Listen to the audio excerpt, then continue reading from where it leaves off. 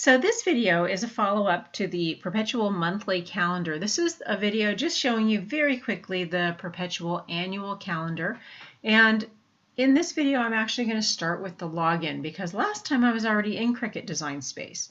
So to get to this screen, you'll go up to your search bar and you'll type in design.cricut.com, or you can even put in Cricut Design Space in the search and it will come up and you can click on Cricut Design Space, and then you'll come in and you should have already created your login, but I'll go ahead and just log into mine.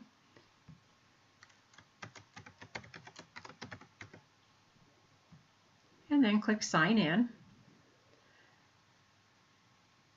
And then we come on to the home page of Cricut Design Space.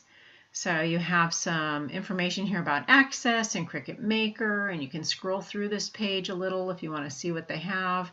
And then you have your projects, and I'm going to just click on New Project. Once you click on, you'll end up at your canvas with no projects on board. See this? Nothing here. So we're just going to come over to Upload.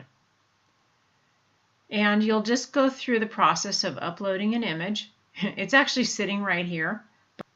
And once I click on that, I've got the upload image, and over here I can put those tags, and I might say something like Command Center Calendar. I may also put that it is a draw, then cut, and that it's a fabric project, because those might all be things I want to look up for in a general search. Maybe I'm just looking for anything that's a cuttable file, the fabric cuttable file.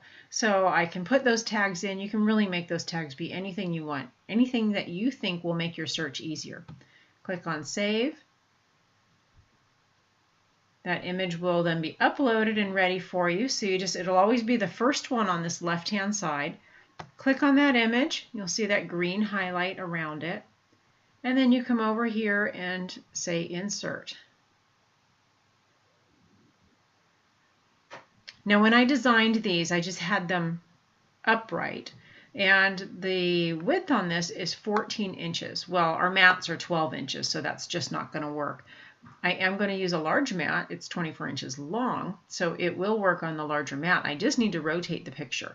So the first thing I'm going to do is just come up to rotate, and I know I want to turn it 90 degrees, so I just typed 90 there and hit enter, and that turned it for me. And then you'll see that this file has funny little colors here. It's really not a big deal, just things I didn't change when I was creating the file. But this big red box is something that we want to cut. If you look over here, the red box is all set to cut. These small boxes, see where it's blue here, and then these additional boxes, those actually are things we want to write, not to cut. So I want all of the month, the box, and the little circle within the box, plus the year right here. I want all of that to write, and I've got it already set up here, and if you're using my file, then you'll have it ready to go for you. But you'll just click on this little blue dot next to the scissors right here, and we're just going to come up here and tell Cricut Design Space that we want to write, and then it's just going to change it automatically. It changes it to this top black ink. You can change that color if you want to, but the black shows up fine on the red and I can see what I'm looking at, so that's fine.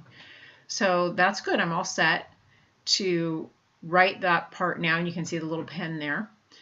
Then I have to do one more thing before I send it over to the machine. I need to just come up to this row here where it says Perpetual Annual Calendar. Just click once on there, and you'll see that all of these three rows together are all gray. So basically I'm working on all of this at once. I'm just going to bring my mouse all the way down, and I'm going to click on Attach. Once I've done that, I can now go over to the top here on the right hand side where it says Make It, and click on Make It. Now that I've got this over here on Make It, there's a couple of things I want to point out.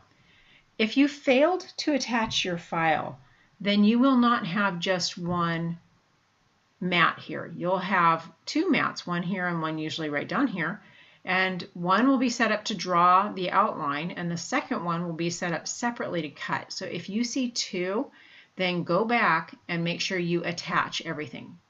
So if you attach everything, then you're going to draw the file and then cut it all out of one piece of fabric on one mat. And that's what you're looking for. So I've got that ready to go. I've got just a little warning notice up here to make sure that I know I'm using a larger mat. Just click OK. I'm going to come down to the bottom right corner and click on Continue. So we're all connected to the machine. I'm just going to tell it what kind of fabric I have, and I just have a light cotton type fabric. I can either click on cotton here, or I can just say it's a medium fabric. And then once I've done that, let's click on cotton. Then everything else I need to do is actually on the machine. So when you're ready, you're going to click on the Go button. And then I'm just going to speed this up because this one will take a little time to write, and then it'll take some time to cut it. But we'll get it started here.